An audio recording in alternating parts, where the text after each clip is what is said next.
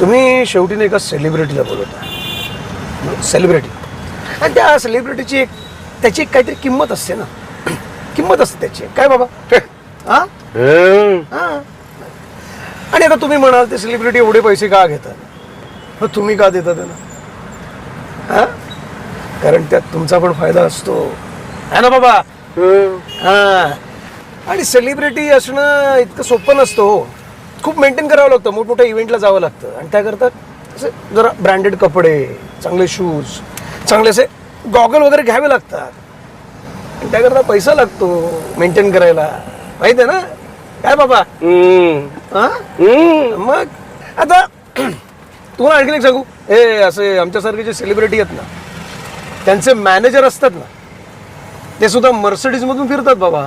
काय बोलतो? मग ठीक आहे, ठरलं मग. हा, दोघांचे मिळून 10. ₹10, 10,000